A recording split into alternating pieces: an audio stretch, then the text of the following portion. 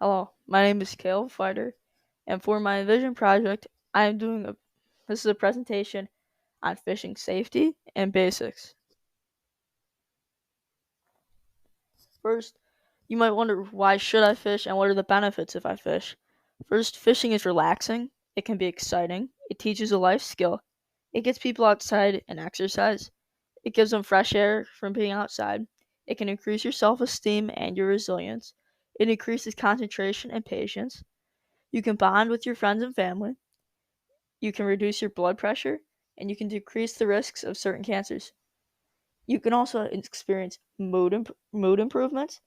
Fish are also healthy to eat. Fishing also burns calories. Fishing teaches awareness of surroundings. It teaches problem solving. It gives people some friendly competition. Helps people have mindfulness. Helps people with mental disorders like ADHD achieve mindfulness. Teaches people about conservation. Can increase kids' self confidence. People also learn about the ecosystem and environment. As you can see, there's many upsides and good reasons to fish. I find it that it's relaxing, it's exciting, it's just a fun thing to do, and I enjoy being outside fishing. That's the main reasons I fish. There are four main types of freshwater fishing. There's pond fishing from the shore, pond fishing on a boat, river fishing, and ice fishing. In this presentation, we'll be focusing on pond fishing off the shore. It's probably one of the most common types of freshwater fishing.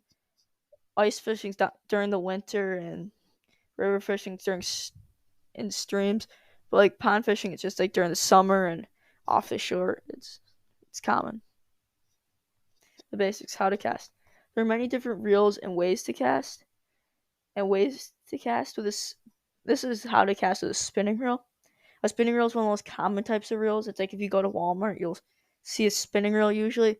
They're like one of the most commons. They're like the start. They're like the standard of spinning reels. They're like the standard of reels. They're not like extremely good, but they're not like bad. I think I like spinning reels. It's what I have. I think they're good, my opinion. So you want to do the cast is you can see my cursor. You hold the pole out flat with the reel on the bottom, and you let your bait hang a little bit because if it was right up against the tip of the pole, it'd probably tangle. So there's this thing. It's called the bar, and you have to put it like per. You have to put it level with the handle of your pole. And then what you want to do is you want to take your finger and you grab the line and you pull it to the pole. And you let the bar go. You lift it up so that way the line can go out freely. It's called letting your bail go in fishing terms. So then you put it overhead and you kind of swing to try to get it to go far. You try to swing to get it to go out to the side, like where you want to. It's called casting. Where you want to get it to go out in the pond, and you can reel it in. Reeling in, you just like the little handle thing that you have to reel it in. You just like turn it. It's kind of self-explanatory, but how to unhook a fish. If you want to release the fish when you catch it, removing the hook is an important part. Most of the time when you catch a fish, the hook will be in its lip. To get the hook out, you want to twist it the way it went into the mouth. Like you'll see like there's like a kind of like a hole kind of where it went through. You want to kind of bring it back out where it went. It's usually go through the inside of the mouth. And you may need to push and pull, but do not try to tear the fish's mouth. The hook is, if you tear the fish's mouth, the fish could bleed, and that's not good. Like, you don't want to injure the fish. Sometimes the hook will be so deep that it's not possible to get the hook out without seriously damaging the fish. If this happens, cut the line as close to the hook as possible and let the fish go. You'll have a better chance of living rather than if you were to rip the hook out. This is because if you were to just rip the hook out, the fish could just bleed, and that they could bleed to death, and that would be not good for the fish. So what you want to do is you want to cut it. But cutting should only be like a last resort because it's better every time to get the hook out. And not rip the hook out, but like get it out the right way. It's better to get the hook out, but if there's like it's the last resort, you can cut it. That would be better. What to bring. Before you even go fishing, you need to decide what to bring. You can bring many things depending on where you're fishing or what you prefer, but here are a few suggestions on what to bring. You can bring many things depending on where you are fishing or what you prefer, but here are a few suggestions on what to bring. Bait. For pond fishing, you can use a variety of baits. what works best is worms, minnows. It says here the most common baits are worms, soft plastic lures, hard plastic lures, and minnows. Hard plastics are like the plastics like crankbaits. Since like a hard plastic, like that's why they're called hard plastics. Soft plastics are like rubber baits, like this fake minnow right here, and you also need a fishing pole with a reel. Make sure your reel has enough line on it. You want enough line so that way, when you're casting, it just doesn't stop right in the middle when you're casting. That wouldn't be good because your lure could fly off, and it's just not good for your pole. Tackle box with lures, that's what the fish are trying to eat. Lures are what you're trying to catch the fish on. Here's a tackle box, it has some bobbers, has some line, has an extra reel too. The tackle box is a great way to store all your stuff. You also need sinkers. You don't need sinkers, but they're good for a lot of line setups. Bobbers are not necessary. They're sometimes necessary. There's also things called floats. They're bobbers, and they have a little sinker on the bottom. They're usually long, and they're made of like foam. They're like, a lot of them are orange, and they float. They sit upwards in the water, and they work good. There's also hooks. Red and silver are good. The red, it makes the fish think that the bait's bleeding, and that works well because it tracks the fish. And the silver is just, the fish doesn't notice it. It doesn't help at all, but it's not bad. If silver works well. Red's just a little bit more helping the fish. Like, think that the bait's bleeding. This is a lip crankbait. This is a crankbait with a lip. It says this is this thin. It's not thin. It's a clear plastic lip on it. It makes the bait swim differently in water. This is a lipless. It doesn't have that clear plastic thing. It just makes the thing move different in the water and makes it look like it's swimming different. You can use either one depending on what type of fish and what you want to catch and where you are. They're both good though. How to catch a fish. There's no perfect way to catch a fish, but here are some suggestions. To catch a fish, you will need to be patient. If you're using a worm and sinker, you can cast out to the middle and let it sink. You can try to twitch the worm to make him look more alive. Slowly reel in if you have not got a bite in a while. Try to cast another spot. A bite's when a fish bites your lure, but he doesn't take it. Like, this can be if they're nibbling on it, if they're just like contemplating, if they bit it, but they didn't take it. With a soft plastic lure or crankbait, you can cast up to the middle and reel so the lure can swim and make sounds or vibrations. These will make the fish think what you're using is alive and want to eat it. When you reel in a crankbait, it depends, but when you reel in, it can either, if it's a spinner, it spins. If it's a crankbait, it swims. If it's a rattle trap, it rattles. It just makes it think that the thing you're using is alive and attracts the fish. If you're using a minnow or any other live bait, you can or cannot use a sinker. It doesn't matter depending on what you want to do. You will want to cast the live bait into the water and let it swim around. Try to cast, you think there will be schools of fish. The live bait, you can use it. I like to use it without a sinker because the sinker, I think, just weighs it down enough. It doesn't help really. And the live bait usually weighs it down enough. It's like a bluegill or something. The live bait weighs it down enough. You don't really need a sinker. If you have a float on the top, it's good to see if the fish bit it and took it. What fish are in a pond? In a pond, there are many different types of fish you can catch depending on the size of the pond, water temperature, time of year, time of day, and lure you are using. In a pond, you can expect to usually catch largemouth bass. Largemouth bass are these ones down here. They're usually smallmouth bass. Smallmouth bass are right here. Largemouth bass are usually bigger than smallmouth bass. The main difference is that largemouth bass have a bigger mouth than smallmouth bass, and they have different patterns. Their patterns, as you can see, are different. They're like different colors. They're in the same family, though. Bluegill and sunfish. This is a bluegill down here. Bluegill and sunfish are in the same family, too. The green sunfish and bluegill. They're small. Usually, you can use them as bait, and you can also catch them on worms with smaller hooks. There's also northern pike, which is up here. These are probably the biggest. Get the biggest. There's also perch. Perch are these little fish right here. They get bigger than bluegills. They're similar size, but they get bigger. They eat minnows and stuff. They're pretty cool to catch. They're usually in ponds.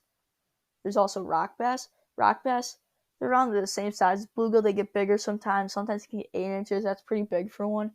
There's also catfish. Catfish are here. They're usually in muddier ponds, like muddy ponds. Like there's a pond near us called Como. That's Como Park. That pond that's muddy and there's a lot of catfish there. So they like to just sit in the mud. They eat worms and stuff. There's also crappie. Crappie, they're not in here, but they look like bluegill kind of. But they have a bigger mouth and they usually get bigger and they have a different pattern on them. A basic line setup. This is a basic line setup where you tie your hook higher up, depends on the depth of water. And your sinker lower. This is good for a live worm on the hook. So basically what you want to do is you want to tie your hook up higher and your sinker down below. It's so that the sinker stays below and the hook floats around the fish's eye level so the bait catches their attention. How to use it. With a worm on the hook, it is good to cast out towards the middle. Usually cast out where there's some shade if you can because fish like to hang out in it. Let it sink and leave it out to that spot for a while. Try to make the worm take up most of the hook and hide it. Red hooks work good because it makes the fish think that the worm is bleeding.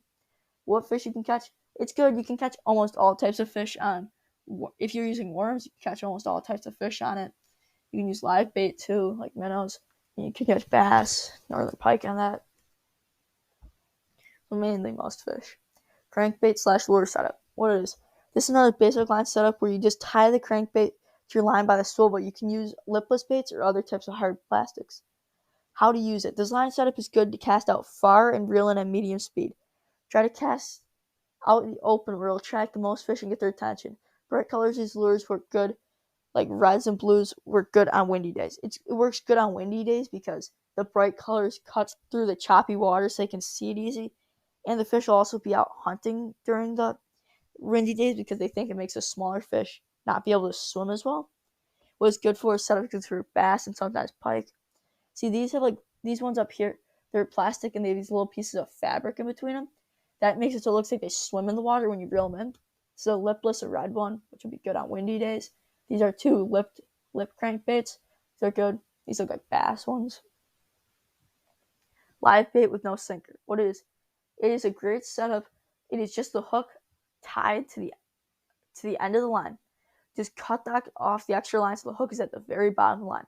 With this, you can put on a variety of lures like soft plastics, worms, or live fish. If you want, you can also put a split shot sinker above the hook and or have a bobber above. A split shot, you put it on with pliers. It's like a soft plastic you can mold. That's not moldable, but it's softer. It's a soft metal. And the metal is you can put it on your line and there's these two things. If you squeeze, it opens it up. How to use it. You can also put a bobber or float to see if your fish has been eaten. How to use it. This is good with worms if you're not looking to cast far. If you're not looking to cast far and you see fish near shore, it's also good with live minnows and bluegill too. For bluegill and minnows, you want to hook them through their back so they can live the longest. Like in this image here, you hook them underneath the spine so that way they don't fall off. It doesn't kill the fish, so that way they can still swim around and attract other fish. And you can also have crawfish and minnows. You can also have crawfish and minnows, like actual crawfish and minnows to put on. That's good for bass. For soft plastic, like a fake minnow or crawfish, you want to cast out and reel towards you at a slower speed. You try to reel against the current of the pond so it'll look like it's swimming. The soft rubber will get the waves and it'll move. This is good for mainly bass, catfish, perch, crappie, and pike. It's a lot of the bigger fish and the fish they're predator fish that eat smaller fish with the live bait. Fake worm / stick bait. What is this worm? This is where you can put a hook on the bottom of your line and you don't leave any excess. You can put a sinker above the hook, but it's not necessary. You can put one of these split shots, or that's not a split shot, but you can put a sinker above it so that way it falls differently in the water. How to use it. You can put a fake worm on the hook and cast it out, leave it out to sip and jerk it every few seconds to attract fish. You want to make the worm move because if it's just sitting still, it won't attract fish. The fish won't notice it.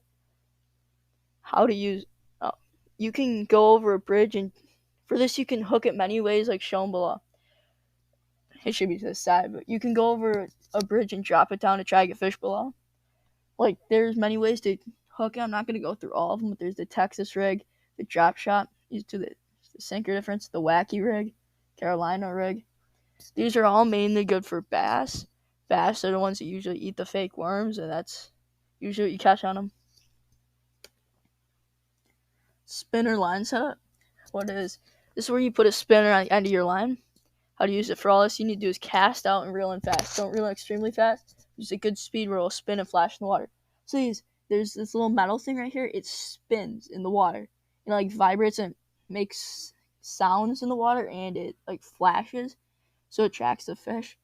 There's like these, you tie it at this loop, and it spins in the water. This thing's what spins around. The fluff on the back, the feathers, it's called a rooster tail. That's good. It attracts fish. It helps in the water movement. The spinners, you don't want to reel it in extremely fast. How to use it for all this, you need to cast out and reel in fast. You don't want to reel it in extremely fast, because then the fish won't have time to catch it.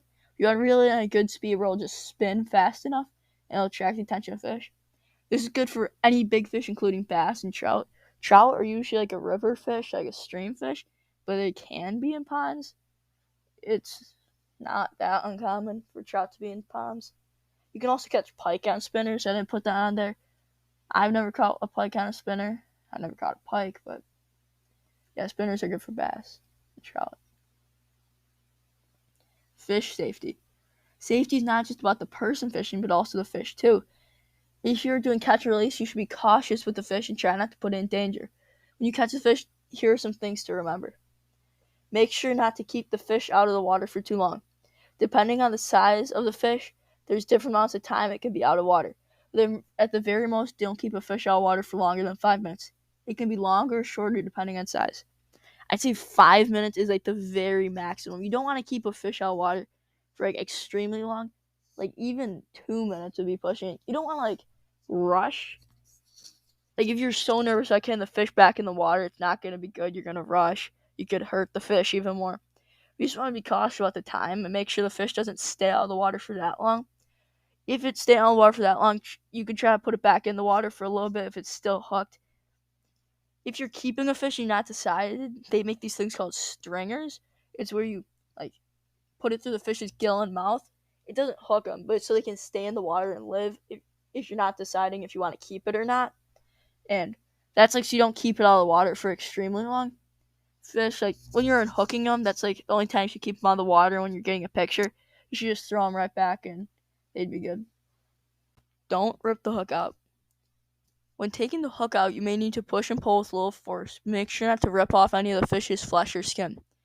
If it's caught at a weird angle, you might need to use pliers to help remove the hook. Like, don't rip the hook. The ripping the hook will injure the fish. It could like hurt the way that they eat because their mouth. It could make them bleed out. Just don't rip the hook. It's not good for the fish. I know you might want to get the hook out like it's stuck and you just want to get the hook out. Just don't rip it. Don't rip it. It's better to cut the hook. It's better to cut the barb off the hook and get out one of the other ways I show in the video. But just don't rip the hook out. Next one is don't drop the fish. Fish can be slippery, especially when they're flopping, but try to get a hold on them. If they're flopping too much, don't be afraid to gently put them on the ground and try to unhook them on the ground. Don't drop fish because when they're in the water, they are slippery. Fish, they have a slime coat, which makes them slippery. Slime coat also protects them, so that's why you don't want to put them on the ground too much and rub them on the ground because that could rub off their slime coat. Just, you want to try to get a good hold on fish. For like bass, hold them by their mouth. That's a great way. You don't really drop them when they're held by the mouth because you got a good leverage point, and you got a point where if they flop, their head's not flopping, the rest of their body is, and they can't really flop out if you're holding them by the mouth. Dropping the fish could cause brain damage to the fish. It just injures the fish, and it's not good. Just try not to drop them. It's better to put them on the ground and have them flop on the ground than have them be dropped from somebody trying to hold them for a picture or something, or trying to get the hook out. It's better to put them on the ground so they don't get dropped. Make sure not to touch the fish a lot. It is okay to touch the fish and hold it while you get a picture while you're removing the hook. But if you touch the fish too much, it could disturb the slime coat, which helps protect the fish. To help this, you can wet your hands before touching the fish. So fish, I said this before, they have a slime coat.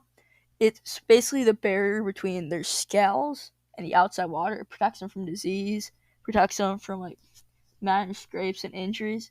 If you touch them too much, it could rub off, and that could be bad for the fish.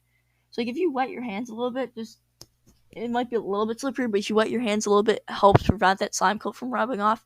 If you don't want to wet your hands, you can just don't touch the fish as much. It's only touch them minimally, and only touch them to get the hook out or a picture, and you should be fine. If the hook is stuck, cut the hook. If the hook is stuck and you can't get out, push the barb outside the hole. Take pliers and cut the hook in half. Or if you can't, push the hook out all the way and cut the line. You want to try to cut it so that way the barb doesn't have to go back through the mouth if it is stuck. You want to push it out, to the outside. To the outside, if you see in this picture here, you see how the hook's right there. If you cut off this barb part right here, that hook could just drop out. Make sure not to drop the fish when you cut it. That's a rule. Don't drop the fish. That hurt them. But if you cut the barb, it'll make it slide out easier. And yeah, it's better than cutting the line, but if you can't reach it, once again, you can cut the line.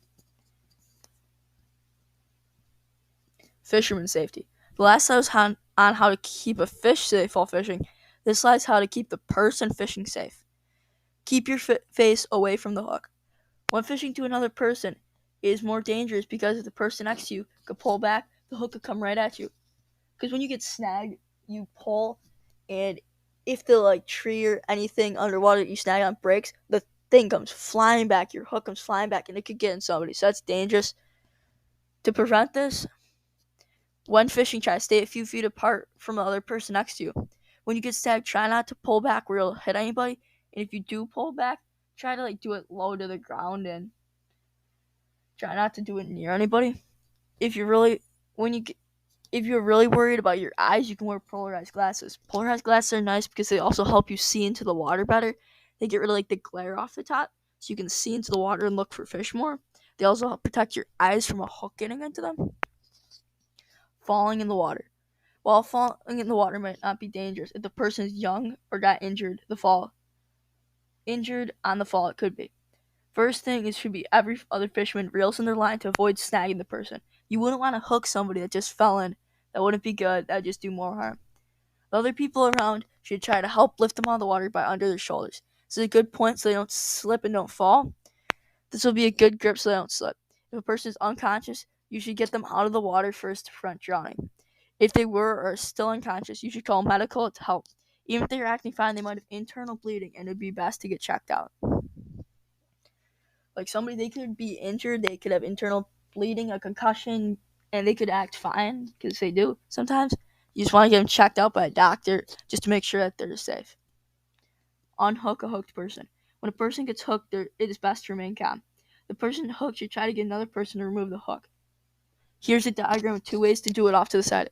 If the person hooked has uncontrollable bleeding, call medical attention. See off to the side here, you don't need a string for this, you can use a finger. You just take the hook and you kind of pull horizontal to your finger. That helps get out. You can also push through the rest and then snip it right here. You can also do that in the fish. That's what I was talking about in the fish, how to get it out, and that just slides out with no barb. So those are 2 great ways to unhook a hooked person. Hooked in the eye. If you're fishing with somebody and they get hooked in the eye, immediately call an ambulance. Do not try to remove the hook because it can cause eye damage, and it's better to have a professional surgeon remove it. When waiting for the ambulance, try to make sure the person doesn't lose too much blood. If they are hooked in the eye, don't try to remove it because that just could cause more eye damage. It's better to have it surgically removed because the doctor's professional will know not how to injure your eye as much. And plus, if you remove it, that can make your eye bleed more and you could bleed out, and that wouldn't be good. Important things to remember. If you're over 16, you need a license to fish. It is illegal unless on special days. Sometimes those special days, I don't know when they do it. It might be on the first day of summer or something. I don't know the exact days. Once or twice a year, they'll sometimes have days where you don't need a license to fish and just free fishing. You don't need a license. But unless it's that, if you're over 16, you need a license to fish. It's illegal if you don't, and there's no really harm in getting it. It's just illegal if you don't, and you should always have a license if you're over 16 and you're fishing. If it's a private pond, ask permission from the owner. It is illegal to fish on a private body of water without the owner's permission. It is considered trespassing. It's considered trespassing if you fish on somebody else's body of water without checking with them first. This is because they didn't tell you to fish there and they own the property and you're fishing there without them knowing, and it's illegal. You could get fined. I don't know if you go to jail, but you can get fined. Fish need to be a certain size to be kept as food. There are certain catch limits on the number of fish you can keep. These two kind of go together with this link. I'm not going to click on it in the video because the screen recording the PowerPoint, not the other links. But this is just to the New York ones, like the size and quantity of fish that you have to, the size of the fish that has to be to keep and the quantity that you can keep. This is a great link. It shows like the seasons too that they can be fished in. So yeah, if you're checking this out, check out this link. It's the government's website.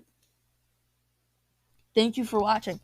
I want to thank Mr. Earhart, my community connection, Ms. Santiago for signing this, and Tyler Brania. He's the person that got me into fishing.